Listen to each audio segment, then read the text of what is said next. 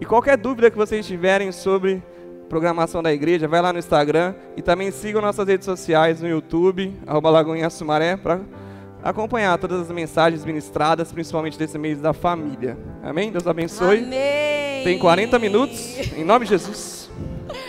Graça e paz, amém, Lagoinha? Glória a Deus, que culto abençoado. Só falar pro Edu que a gente gosta de homem independente mesmo. Para isso que a gente casou. Mas nós não, a gente precisa de homem. E até quando a gente não precisa, a gente faz questão de precisar. Aleluia. Queridos, vamos abrir já a palavra do Senhor na carta aos Efésios, no capítulo 6, versículos do 10 ao 12, nós vamos ler juntos.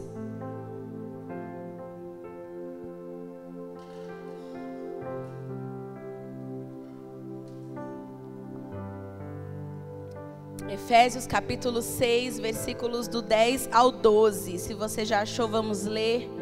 A mídia vai colocar aqui pra gente. Finalmente, sejam fortalecidos no Senhor e na força do seu poder.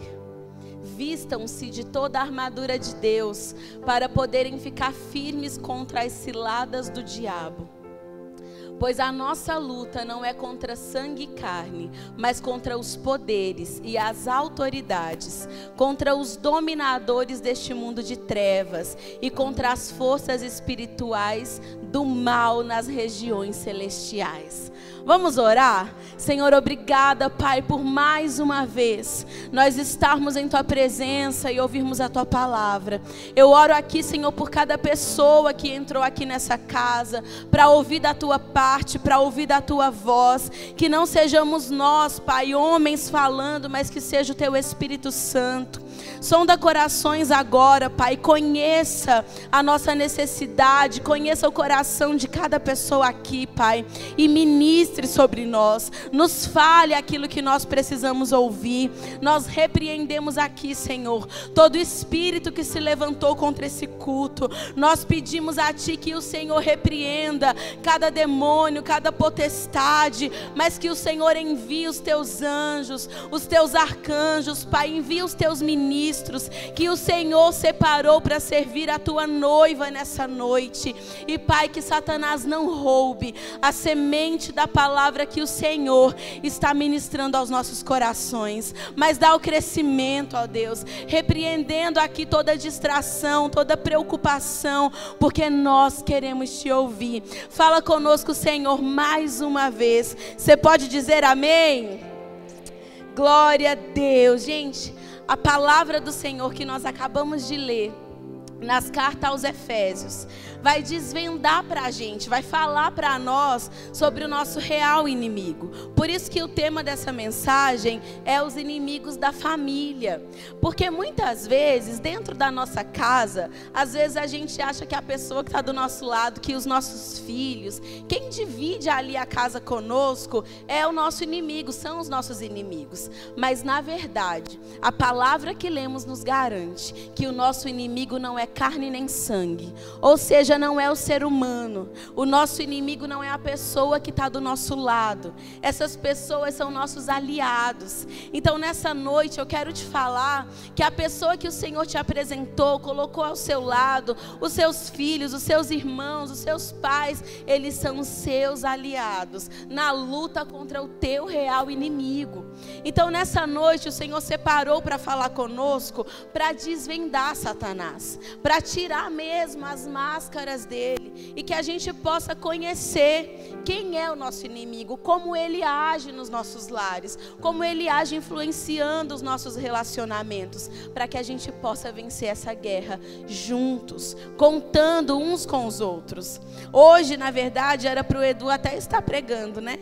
E ele ficou dodói, ficou doente a semana inteira. Acho que é o contrário.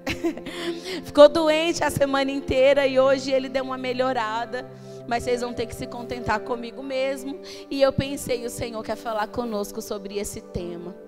Porque eu desenvolvi esse estudo que eu vou compartilhar com vocês agora para mim mesmo.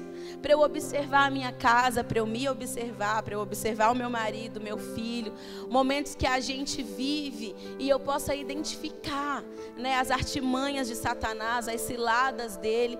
E aí eu pensei, o Senhor me deu esse estudo no ano passado, então eu vou compartilhar mais uma vez com a igreja. Eu vou selecionar alguns inimigos de Israel apenas, porque são muitos, para que a gente possa entender como Satanás os usa.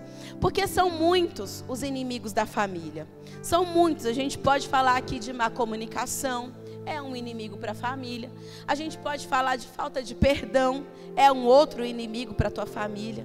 Porque onde não há perdão, você não consegue nem se relacionar corretamente com a pessoa, vive numa animosidade dia após dia. A gente pode falar de materialismo, de ativismo, que nos deixa egoístas e faz com que a gente vá perdendo a convivência uns com os outros. Então a gente poderia falar de diversos tipos de inimigos dentro dos nossos lares. Mas esses inimigos que eu vou compartilhar aqui com vocês são povos, nações que Satanás usou no decorrer, no processo do desenvolvimento de Israel, a nação escolhida do Senhor. Porque Satanás, ele não vem de rabinho e chifre, ele vem totalmente disfarçado, de maneira que às vezes a gente nem percebe, a gente começa a brigar uns com os outros. E aí quando isso acontece, a gente está de mãos dadas com Satanás e contra uns aos outros. Então, o que o Senhor falou comigo, ministrou ao meu coração, é que assim como toda a Bíblia nos mostra, que o mundo espiritual, ele é tão real, ele é palpável, ele é tão poderoso. Esses povos inimigos também não eram simplesmente nações, eram planos de Satanás para impedir o povo de se desenvolver. E é assim que ele age na nossa casa. Se você for prestar atenção e ler, por exemplo, lá em Apocalipse, quando o apóstolo João está escrevendo e ele fala sobre a Babilônia, e ele diz: caiu a grande Babilônia, sai dela, povo meu. Ele não está falando de uma cidade que se desenvolveu há séculos atrás, não. Ele está falando de um sistema de ideias que imperava sobre a Babilônia, impera sobre o mundo hoje. E que as pessoas, as nações são enganadas por esse sistema de ideias. Então o apóstolo João não está falando de uma cidade, mas de algo que é espiritual, que impera sobre nós. João também fala, por exemplo, de Jezabel. Ele fala que muitas igrejas toleram Jezabel, mas ele não está falando da esposa do rei Acabe. Ele está falando de um espírito que a possuiu e que coloca pessoas contra os apóstolos do Senhor, contra a palavra do Senhor, que deturpam os papéis de marido e mulher, porque se você olhar para o casamento de Acabe e Jezabel, eram papéis invertidos.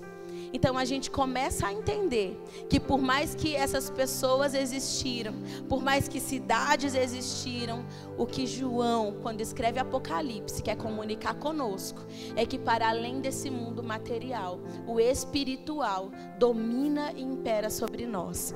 Então eu separei aqui para conversar com vocês nessa noite sobre 3 povos, 3 nações inimigas de Israel, que agem também de maneira semelhante nos nossos casamentos.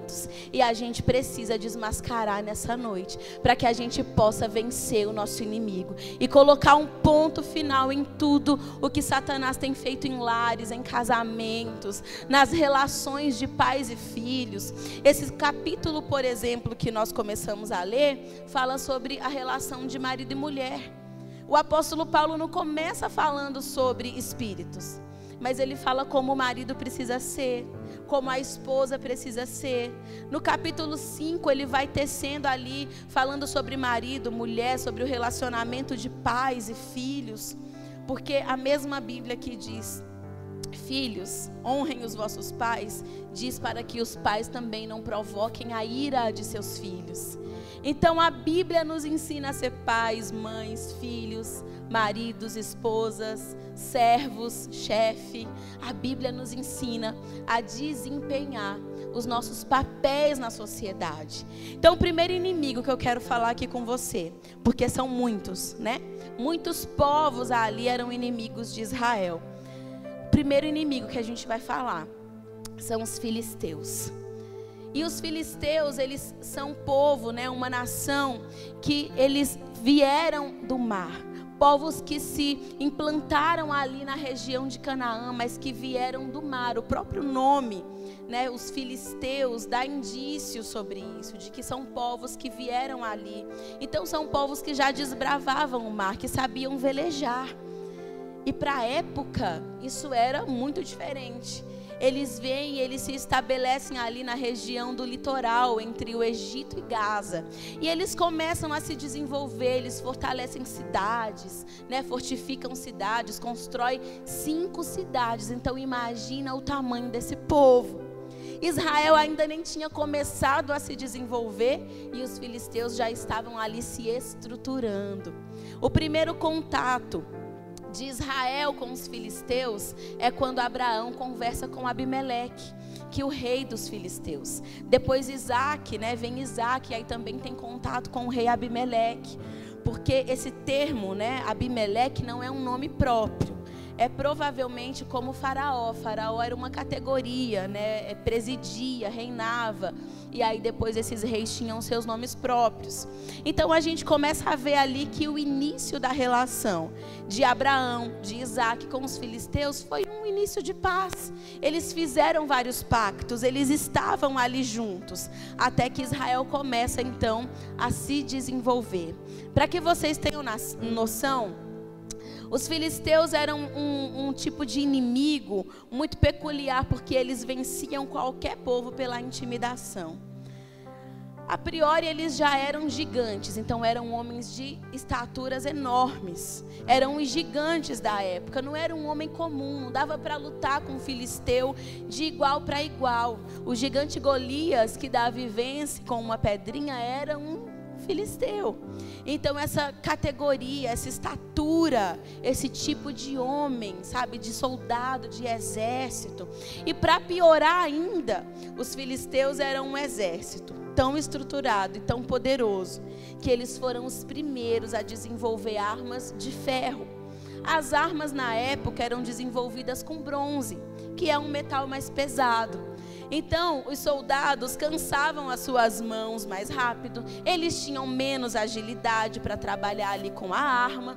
Quando vêm os filisteus e desenvolvem armas de ferro, então o que esses filisteus oferecem para os seus soldados? Agilidade. E eles vão cansar bem menos.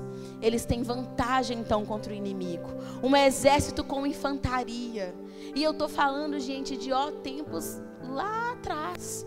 Então um exército super equipado, é esse o tipo de inimigo que estava ali diante de Israel, porém que ainda não tinha se manifestado. Israel vai pelo deserto, vai conquistando espaço. Quando Moisés está peregrinando pelo deserto com o povo, Moisés desvia dos filisteus. Moisés não guerreia contra os filisteus, até que Moisés entra na terra prometida. Conquista ali algumas cidades, mas não entra de fato. Conquista algumas cidades, antes do Jordão. E aí depois Josué vem. E Josué cruza o Jordão, passa o Jordão e aí conquista toda a terra prometida. E é após a morte de Josué então que os filisteus se rebelam como inimigos de Israel. Veja que o inimigo vai deixando eles conquistarem espaço. Eles não impedem Israel de avançar. Eles vão observando, Israel não oferece nenhum perigo. Mas quando o povo toma posse da terra e começa a se implantar, a se desenvolver na terra, é aí que os filisteus se rebelam. E a gente já pode então começar a aplicar a palavra de Deus nas nossas vidas hoje. A gente já pode começar a contextualizar a palavra para que a gente possa ensinar. E isso fala muito de como são as nossas relações, nas nossas casas. E antes de entrar aqui nisso, eu quero perguntar, quem é solteiro aqui? Quem não casou? Levanta a mão para eu conhecer. Temos ali, já aproveita e dá uma olhada, gente, para a direita, para a esquerda. Não dorme no ponto. Eu já falei que faremos um culto para os solteiros. Teve gente que levantou os 2 braços. O Edu falou que o nome vai ser Deus me livre, mas quem me dera. Eu tô doida pra gente fazer esse curso, pra juntar vocês. E eu quero falar pra vocês, não fica triste não que vai dar certo, tá bom? Vocês não vão ficar um mês inteiro ouvindo de família.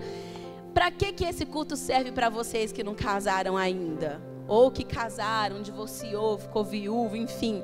Vocês vão pegando matéria, vocês vão melhorando, né? Aquele que divorciou melhora no próximo, filho, pra você não acontecer de novo. Né? Não casou ainda, você não vai errar. Você está ouvindo aqui sobre erros que nós casados cometemos. Então o teu casamento vai ser melhor que o nosso. Sabe, você vai errar bem menos. Então não fica triste não. Vai anotando aí, pegando matéria para na prova você tirar 10. Não que o casamento seja uma prova. Porque é maravilhoso, o Edu tem uma baita sorte na vida dele. Não é? Ele orou muito, subiu um monte. Olha que bênção, Deus responde. Então vai pegando aí, vai anotando para tu não errar. Mas o que eu quero falar para você é que o que o Senhor quer que nós nessa noite entendamos com até então esse ponto da palavra, esse tópico da palavra, é que enquanto você está ali lutando com teu marido, com os teus filhos, para você se desenvolver, para você conquistar, né? Ou começou ali a frequentar a igreja, tá tudo certinho, mas fica aí, né? Aquele crente meio 007, escondidinho, não se envolve muito, não dá trabalho pro diabo, tá tudo bem na tua vida. Aí quando você começa a avançar, que você começa a conquistar as coisas, que começa a dar certo, que o teu trabalho vai melhorando, que aquele carro que você queria, você comprou com a tua esposa, você juntou dinheiro, parcelou, deu certo, você conquistou. Aí agora vocês fazem o quê? Briga para ver quem vai dirigir o carro, porque tem um só. Um fica com raiva do outro e pega a chave, e eu que vou trabalhar de carro, e você vai de ônibus, e algo que era para ser uma bênção na tua vida começa a servir de maldição. É o que Satanás faz. Sabe, você estudou, ralou, e agora na hora de trabalhar, começa a trabalhar, um salário bom, começa a ver o quê? Ai, porque está ganhando mais, está ganhando menos. E começa aquela discussão, você começa a falar, eu mando no meu salário, porque eu vou comprar o que eu quiser. E algo que era para abençoar a tua casa, a tua família, o diabo vem e reverte. E faz com que dê errado. Ou você está aqui na igreja, você começa a vir, aí começa a se envolver, aí está servindo, e está tudo bem, você, sua casa, sua família. Aí daqui a pouco Satanás vem e começa a fazer tudo dar errado para você. Começa a vir com pressão, começa a vir com confusão ou com frustração sobre você, e você vai parando. Ou você começa a jejuar, a buscar, mas daqui a pouco tu desanima de novo. Uma hora você está exercendo o teu ministério feliz da vida, outra hora, devido às frustrações, você vai ficando cansada, cansado, vai parando de vir aos cultos, vai parando de, sabe, de congregar, de exercer o teu chamado. É Satanás tentando te roubar. É Satanás tentando pegar aquilo que era para você se desenvolver, para você alcançar o próximo nível e te parar. Porque foi o que aconteceu aqui com Israel. E nós precisamos guerrear, a gente não pode baixar a cabeça. Sabe aquela música, em tempos de guerra nunca pare de lutar? É assim. Às vezes a gente não tem que orar para Deus para a guerra acabar. É orar para o Senhor nos fortalecer, para nos dar arma, para que a gente possa matar o nosso inimigo ali. E acabar com os planos dele no começo. Para que não se desenvolva, não ganhe espaço nas nossas vidas. É para isso que os filisteus vêm na vida de Israel. Para impedi-los de chegar no próximo nível. Sabe, você vem só até aqui. Você pode ganhar só até aqui. Você pode participar na igreja só até vir nos cultos. Então vai parando para pensar como que está na tua casa. Como que está na tua vida. Sabe por quê? Se na verdade você tiver um casamento aqui que você falar, pastora, lá em casa está tudo bem, vigia o dobro. Porque Satanás vai vir no momento que você menos espera. E aí quando está tudo bem, tu para de vigiar e as coisas começam a acontecer, que você para pensar assim, aonde que começou a entortar esse negócio que eu não prestei atenção? Aí daqui a pouco está brigando tudo de novo, as coisas estão se repetindo na sua vida e você não percebe. Mas sabe por que Satanás vem? Para impedir que os israelitas cheguem no próximo nível. Porque se você prestar atenção, depois de Josué, começa a entrar numa nova era, né? Os israelitas começam a entrar numa nova era, que é a época dos juízes. E a época dos juízes é uma época de maior instabilidade emocional e espiritual, principalmente para o povo. Uma hora o povo adora a Deus, outra hora adora outros deuses. Uma hora só o Senhor é Deus, outra hora está adorando Baal. E aí o povo vive essa gangorra espiritual, essa instabilidade. E pode ser o que você também esteja passando na tua casa. Passa um mês bem, no outro mês não está bem. Passa uma semana, ok, na outra semana faltou, né? A Segunda Guerra Mundial, a terceira na tua casa. Parece que não fica bem, parece que as coisas não engrenam, que não vem um tempo de paz. Sabe por quê? Porque você ainda não enfrentou esses inimigos. Ainda está ali, você ainda permite que coisas para serem bênção na tua vida, Satanás tente reverter e fazer com que vire maldição. Depois dos juízes, começam a imperar o quê? O primeiro rei de Israel, que é Saul. Quando Saul começa a reinar, a primeira batalha dele é contra os filisteus. Depois de Saul vem Davi, que Israel está entrando também numa outra era, um rei segundo o coração de Deus. Qual que é o primeiro inimigo que Davi vence? Golias, um filisteu. E depois ele vai tendo vários embates com os filisteus, várias guerras com os filisteus. Os filisteus tentando impedir o povo de se desenvolver, de se consolidar. Sabe, quem sabe você está aqui nessa noite e uma hora tu pensa em divórcio, em separação. Uma hora você pensa em casar, outra hora você pensa em ficar solteiro para sempre. Uma hora você acha que não, eu vou só servir a Deus. Outra hora você está assim, Senhor, apressa-te em meu favor, me envia a pessoa certa. Instabilidade emocional, instabilidade espiritual, não sabe o que quer, não sabe por qual caminho andar. E a vida vai virando uma confusão, você vai andando em círculos, você vai patinando e está na hora de você enfrentar isso. Está na hora de você não recuar nas tuas batalhas, nas tuas guerras, porque quando você enfrenta o inimigo, é que os tempos de paz virão sobre a tua casa. Quando você se une com as pessoas que estão do seu lado, é que você vive momento de descanso e de regozijo na presença do Senhor. Não adianta botar o problema debaixo do tapete, é necessário expor, é necessário falar, é necessário pedir perdão, é necessário reconciliar, é necessário pedir oração e se colocar em oração, é necessário não parar de fazer jejum. Até quando, pastor? Até acontecer. Até acontecer. Tem muita gente que já me perguntou isso e eu dou sempre a mesma resposta. Pastor, até quando eu vou orar pelo milagre? Eu sempre respondo, até o milagre acontecer. Eu faço jejum e fico entregando o jejum. Falei, quando tu for entregar, se Deus falar renova o jejum, tu renova o jejum. Continua orando, você continua orando. Porque a outra opção é você desistir. A outra opção é você caminhar por outros caminhos e você sabe. Só existem 2 caminhos para você trilhar. Então, ou você enfrenta o inimigo, ou o inimigo te vence. Ou você é vitoriosa, ou o inimigo vai continuar vencendo você. Porque Israel, na época dos juízes, não enfrentou o inimigo. O inimigo permaneceu lá. E aí o Senhor disse, pois eu também não vou tirar o inimigo no meio do povo. Para que através dos inimigos que vocês deixaram na terra, eu possa provar o coração de vocês. Então não é o Senhor que vai descer do céu e resolver o teu problema, é você que se posiciona, e aí o Senhor é do teu lado. E se o Senhor está do teu lado, não há inimigo, meu querido, que resista. A paz vem, a vitória vem, o Senhor te dá estratégia, Ele te fortalece. Eu sei que é difícil um pouco ouvir essas coisas, eu sei que é difícil dar um glória, eu sei que a gente vai para um diálogo interno e vai pensando na nossa vida e vai refletindo, pensando nas besteiras que a gente fala, na confusão que a gente provoca. Sexta-feira nós tivemos Shine. Quem não vem pro Shine não vai pro céu, hein?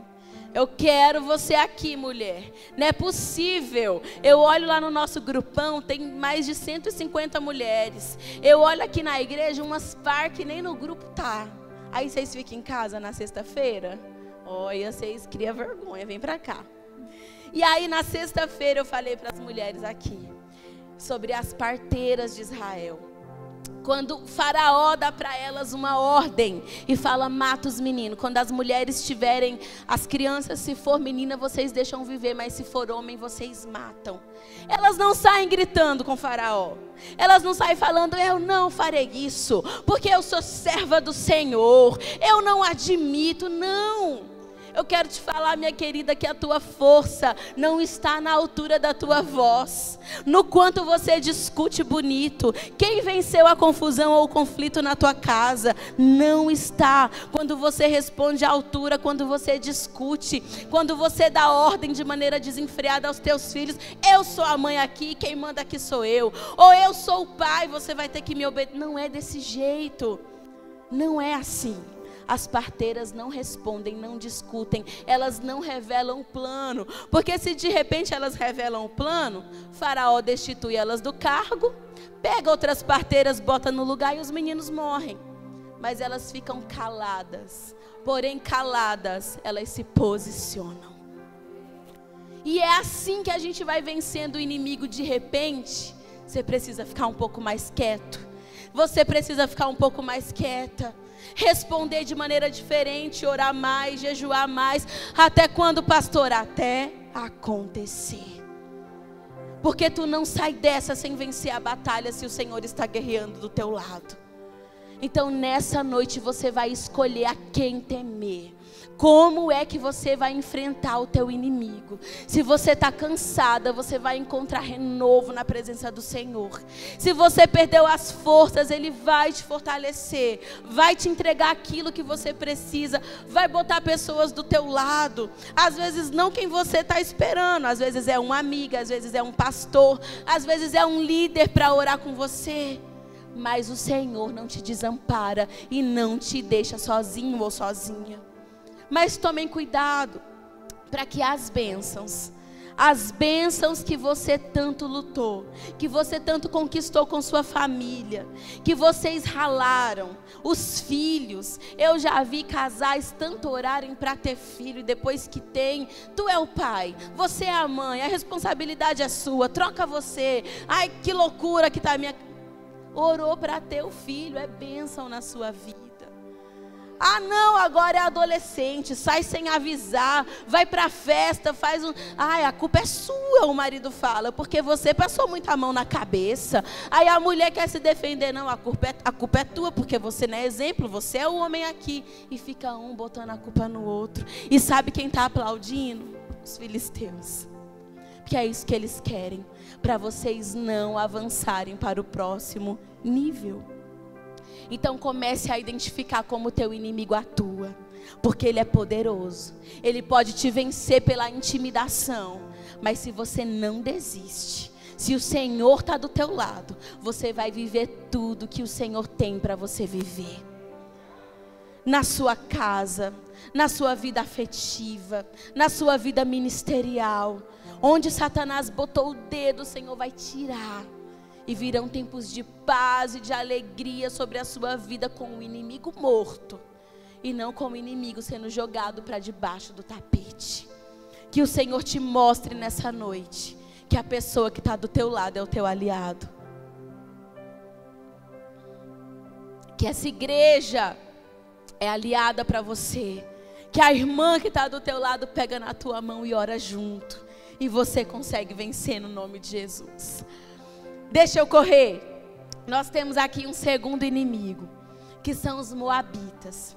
E eu quero falar para vocês que esse tema, dos atendimentos que eu faço com o Edu, sempre tem esse tema nos casamentos, sabe? Ou na vida passada, né? Na vida pregressa das pessoas. Nos jovens é sempre um dilema, que é a tua área sexual. Gente, estou morrendo de calor, peraí.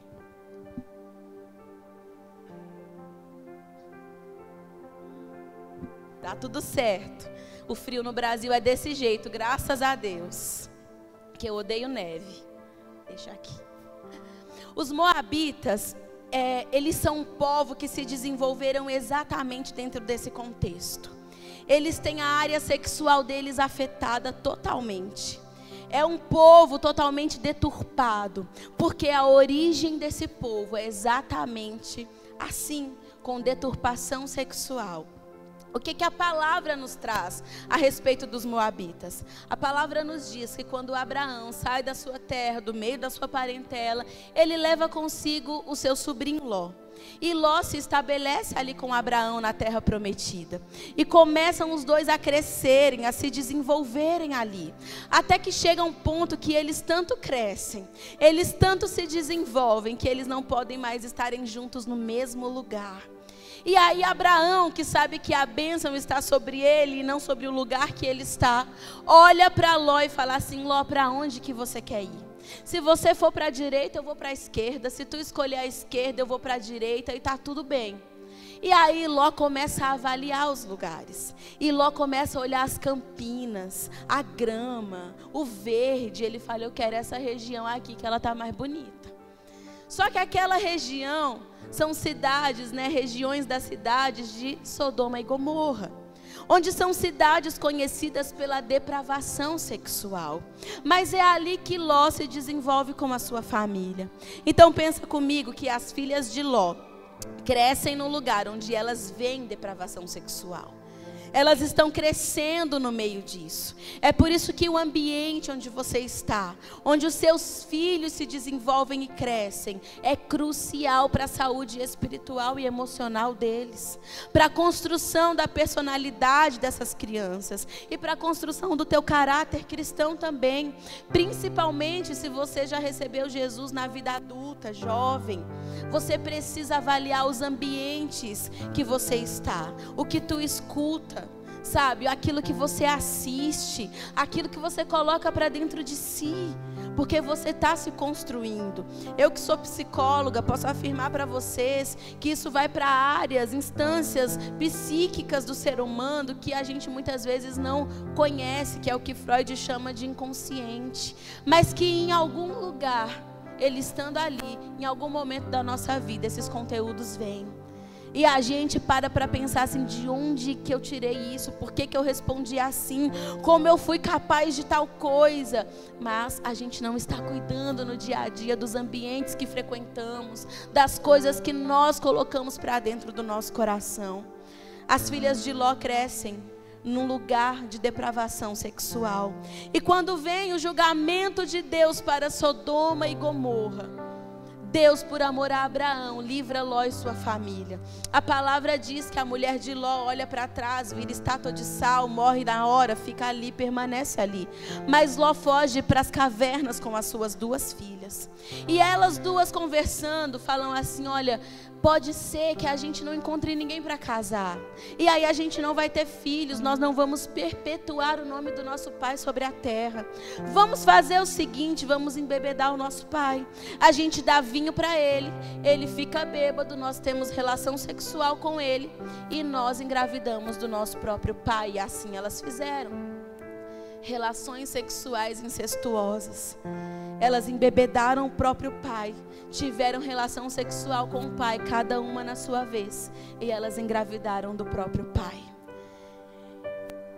De povos que originaram os moabitas e os amonitas, povos terríveis, imorais, que foram julgados mais tarde pelo Senhor. Mas os moabitas especificamente, a gente começa a verificar na história de Israel que quando Moisés está peregrinando com o povo, nesse momento os moabitas já são uma nação mais numerosa. Eles já têm construções, eles já colhem o que plantaram, cereais, criam gado, eles já têm uma economia mais estruturada. E eles são povos que habitam nas montanhas. Então a palavra diz que o rei dos moabitas sobe ao alto da montanha e olha Israel perambulando no deserto, peregrinando rumo à terra prometida. E ele fica com medo. Ele teme o povo que era muito numeroso. E o que ele planeja então? Ele chama um profeta por nome de Balaão e fala para o profeta: amaldiçoa esse povo, amaldiçoa para eles não prosperarem, para não dar certo. E aí a palavra diz que todas as vezes que Balaão subia na montanha para amaldiçoar o povo de Israel, saía bênção. Todas as vezes que ele queria amaldiçoar, falar palavras ruins, declarar coisas ruins sobre o povo, ele abençoava o povo. Até que ele desiste, volta para o rei moabita e fala assim: olha, eu não posso amaldiçoar quem o Senhor abençoou. Eu não posso amaldiçoar esse povo. E é assim na tua vida, é assim na tua casa. Satanás não pode te tocar, não pode te amaldiçoar, não pode destruir, porque a bênção do Senhor repousa sobre você. Só que automaticamente, quando o Senhor diz que praga nenhuma chega à nossa tenda, porque Ele é quem nos guarda, isso inclui a tua obediência e a tua santidade diante do Senhor. Não é de graça que Deus nos abençoa. É claro que a salvação é de graça, mas ser protegido pelo Senhor, ter uma vida próspera, uma vida saudável, uma boa vida, viver o melhor dessa terra, inclui também o teu comportamento. Como é que você age, como é a tua prática no Evangelho. E aí Balaão, comprado por presentes e por dinheiro, porque o rei moabita então, molha a mãozinha dele, dá dinheiro para ele. Ele fala o seguinte: a gente não pode amaldiçoar esse povo, mas esse povo pode se auto-amaldiçoar. Pega umas menininhas, as mais bonitas que você tiver, e manda lá para o arraial de Israel. Homens? Não resistiram. A palavra diz que os israelitas não resistiram. E quando essas meninas, essas mulheres jovens, bonitas, começaram a se misturar no meio dos israelitas, eles começaram a ter relações sexuais ilícitas com elas. E isso acendeu a fúria do Senhor, que enviou uma praga e o povo começou a morrer. Porque existem momentos que parece que a gente pega a prova com a mão. A bênção do Senhor já está sobre você, mas você vai abrindo portas, janelas e brechas para Satanás entrar. E esse tipo de tentação, de pecado aqui, é um pecado de maldição, porque o ato sexual não é apenas um ato físico, ele inclui as nossas emoções, inclui o nosso espiritual, de maneira que muitas vezes, se você é uma pessoa que teve outras experiências sexuais, principalmente tão depravadas, deturpadas, você tem que confessar e se arrepender. Se você é uma pessoa que está ali viciada em pornografia, e muitas vezes nem é pornografia, porque da pornografia às vezes a gente foge, porque é explícito, logo a gente identifica e fala: o quê? Eu sou crente, aqui não, e apaga o vídeo, deleta o vídeo, sai do grupo. Mas e o erotismo?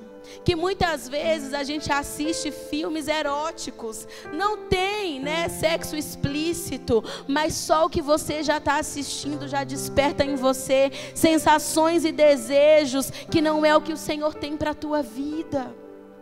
E aí você começa a de repente comparar a tua vivência com tua esposa, com o teu marido. E o que Satanás faz aqui é amaldiçoar o povo de maneira geracional. Porque você pode observar os filhos de pais que se envolvem em relações sexuais ilícitas ou são presos em pornografia ou erotismo. Os filhos vão repetindo a vida de seus pais. Se não é o Senhor nos encontrar, nos lavar, nos refazer, Satanás nos prende nisso. Satanás faz com que a nossa vida seja totalmente ofuscada e depravada nessa área. E a gente fica ali também, repetindo padrões e andando em círculos. A gente precisa entender que quando eu fecho esse tipo de portas na minha vida, eu estou protegendo gerações. Porque Satanás não quer só você, é pouco demais para ele. Ele quer os nossos filhos, ele quer os nossos netos, ele quer destruir as nossas gerações. Mas em nome de Jesus eu falo, como eu falei de manhã, os seus filhos vão mais longe do que você. O casamento deles será melhor do que o seu. A vida deles com Deus será muito melhor do que a tua. Eles impactarão gerações. Se as portas forem fechadas nessa noite, assim diz o Senhor para nós, que o nosso teto será o chão para os nossos filhos construírem um edifício. Eles irão mais longe do que nós. Nós precisamos entender que esse tipo de pecado dentro dos nossos lares vai tomando uma proporção tão maior, que a gente acha que fica só na área sexual, mas não. Daqui a pouco um não confia mais no outro, Satanás desperta ciúme.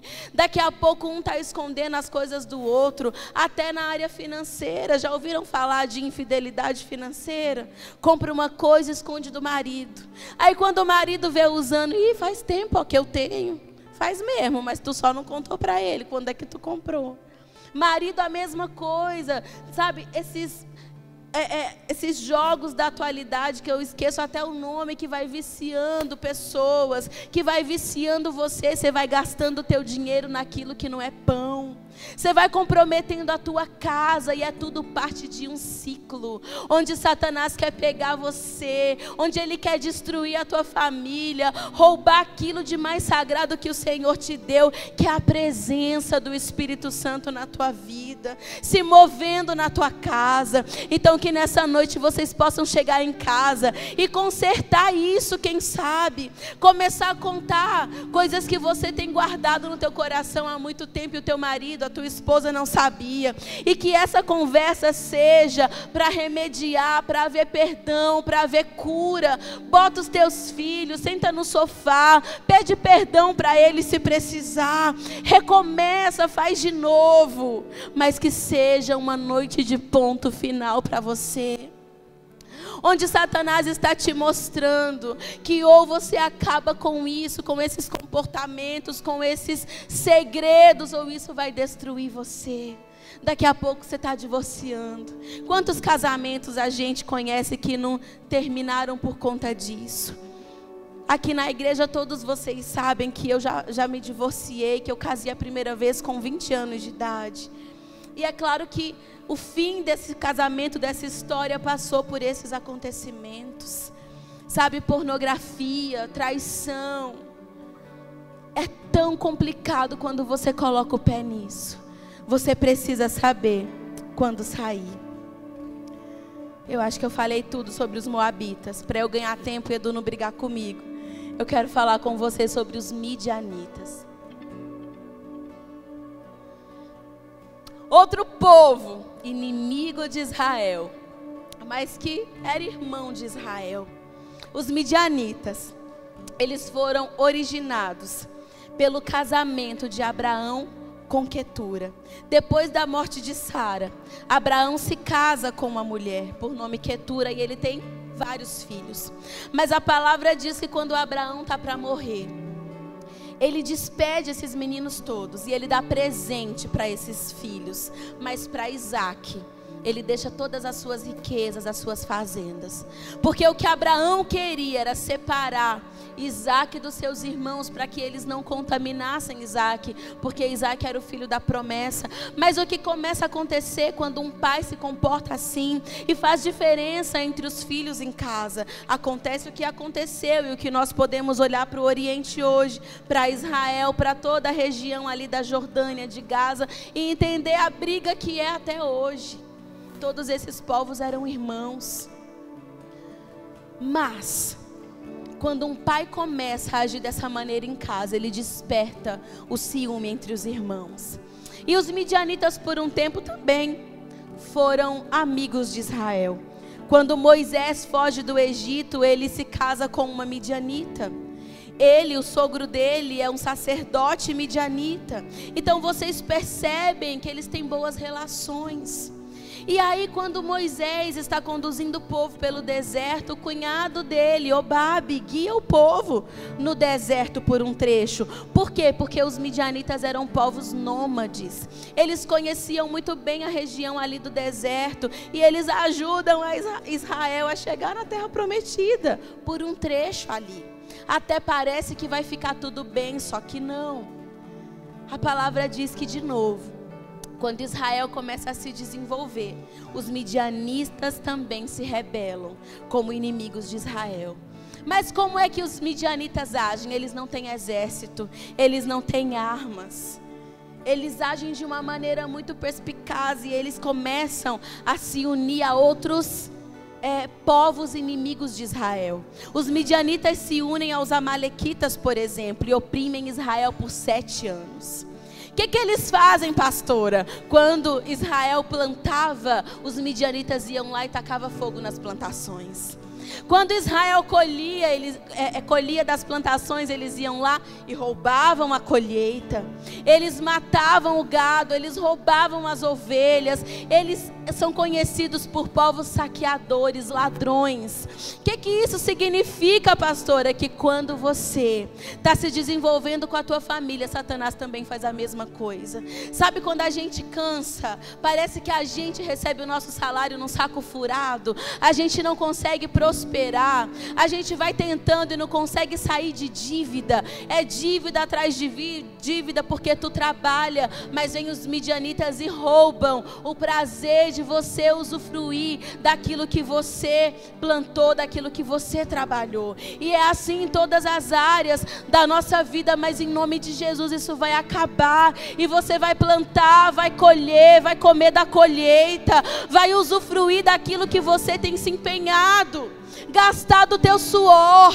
Que o Senhor te dê estratégias para que você saia de dívidas de anos e anos e anos. Que o Senhor te mostre saídas de problemas que você não consegue, porque Satanás te rouba e você não consegue prestar atenção, não sabe como sair, não sabe como conduzir. Seja na área da tua saúde, é tratamento em cima de tratamento, é remédio em cima de remédio, e eu tomo posse disso na minha vida também, que chega o fim disso hoje para você.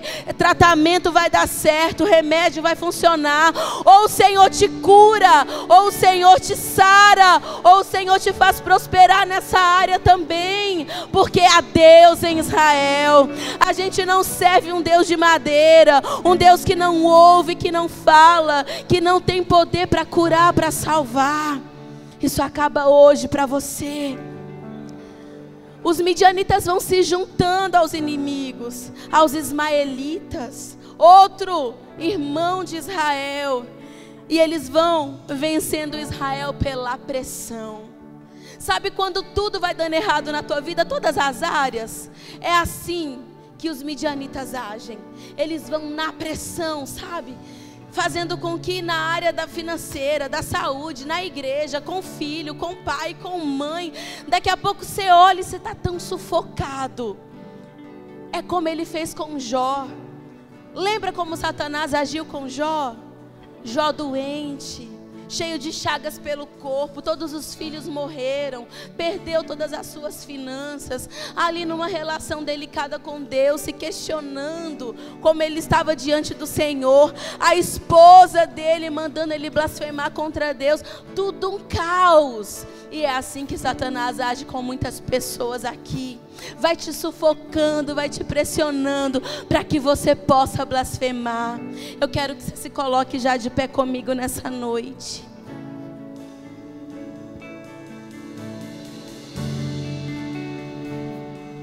Porque nós vamos guerrear juntos hoje aqui. Enquanto eu orava por essa palavra, o Senhor nos convidava como famílias para nos unirmos em batalha.